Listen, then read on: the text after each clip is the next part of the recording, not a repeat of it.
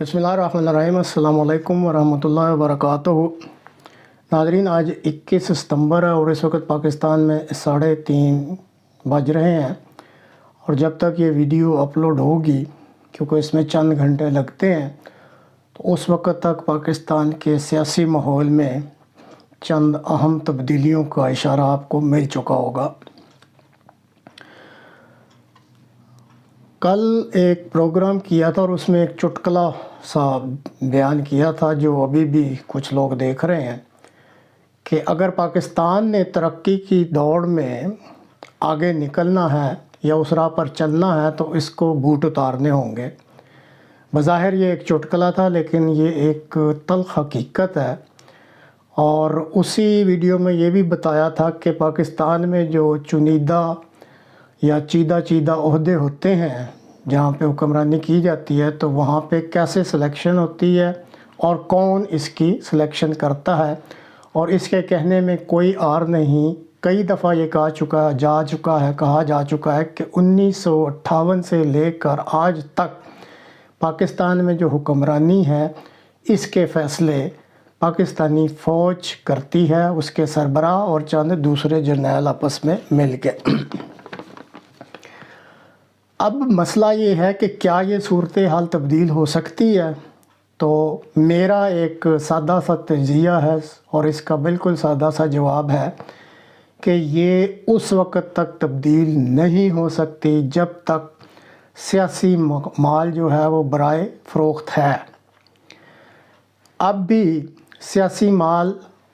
फ़रोख्त हो रहा है और इस वजह से बूट वाले हुक्मरान इस मुल्क के तमाम सियासी अकाबरीन सियासी पार्टियों को अच्छी तरह जानते हैं और उनको पता है कि हर एक की एक कीमत है और जब हम कीमत लगाएंगे तो ये हमारे साथ मिल जाएंगे। अब बदकिस्मती है इस मुल्क की कि ये जो अब बिक रहे हैं ये नहीं सोचते कि 1958 से फ़ौज सियासी लोगों या सियासी पार्टियों या सियासी लीडरों के साथ एक जैसा ही सलूक करती आ रही है। अब आपको कोई इक़्तिदार तो नज़र आ रहा होगा चंद महीने या 2-4 सालों का, और जिसके लिए आप इधर से उधर पार्टियां बदल लेंगे। लेकिन याद रखें कि ये जो बूटों वाले हुक्मरान हैं, इन्होंने आपके साथ भी वही हशर करना है जो वो पहले कर चुके हैं कई सियासी अकाबरीन के साथ, कई सियासी पार्टियों के साथ, कई सियासी हुक्मरानों के साथ। और जैसे वो आज कर रहे हैं बिल्कुल ऐसा ही वो आपके साथ भी करेंगे। ये एक बहुत बड़ी बदकिस्मती है इस कौम की, और इसमें कौम के अफराद इसलिए मुलव्वस हैं कि उन्होंने आज तक ये सोचा ही नहीं है। वो फिर वोट देने जाते हैं तो उसी सियासी बिकाऊ माल को जाके फिर वोट दे आते हैं और उन्हीं को फिर पार्टियों में जो जितवा दिया जाता है और वो आके अपने फिर रेट लगाने शुरू कर देते हैं।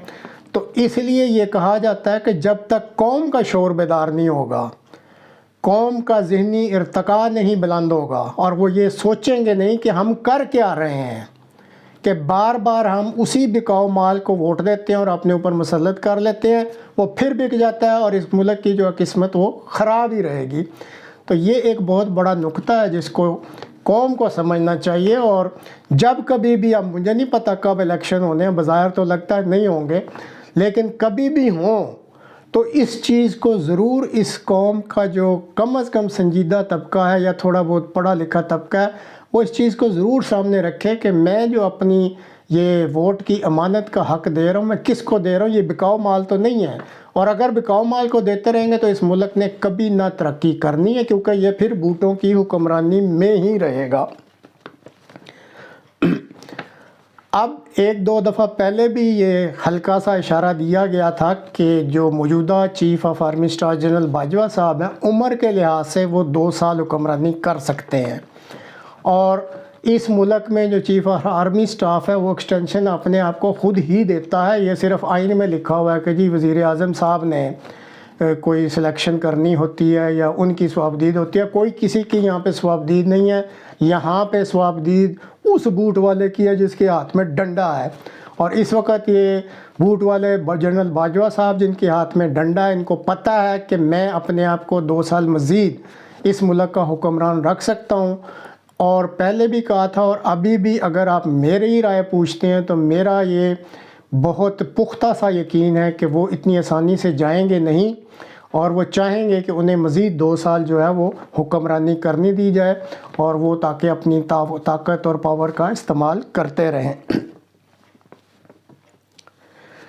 اسی طرح یہ بھی آپ نوٹ کر لیں کہ بہت شدت سے یہ کاوشیں جاری ہیں کہ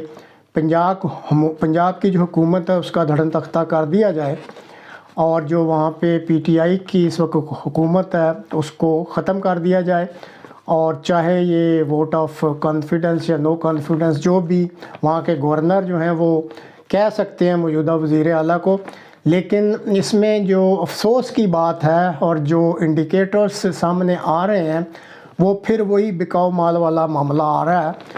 اور میں نے تو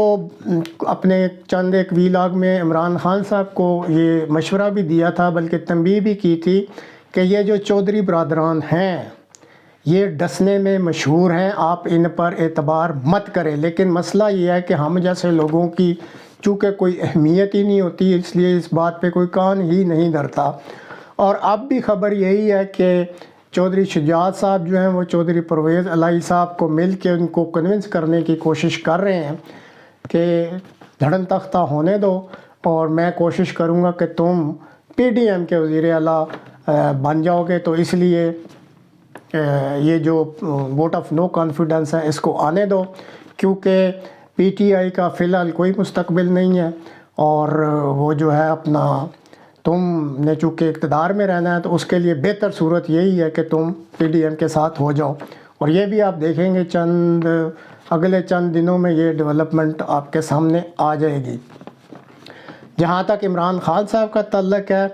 تو اس میں فوری طور پہ جو ہے الیکشن کمیشن کا فیصلہ ابھی تک تو نہیں آیا، لیکن آج کسی وقت جو محفوظ فیصلہ ہے وہ سنا دیا جائے گا، اور اندرون خانہ خبر یہ ہے کہ گورنمنٹ کو اس فیصلے کی جو ہے وہ بتا دیا گیا اس فیصلے کے بارے میں، اسی لیے اس وقت جو ہے اسلام آباد کو تقریباً سیل کر دیا گیا ہے، اور جو توشہ خانہ کا فیصلہ ہے وہ عمران خان صاحب کے حق میں نہیں ہے، اور ان کو اس توشہ خانہ کیس میں نااہل کر دیا گیا ہے۔ اب وہ مزید کون سا راستہ اپنائیں گے یہ تو وقت ہی بتائے گا، لیکن فی الحال ان کی نااہلی کا اعلان کر دیا جائے گا۔ تو سامعین، یہ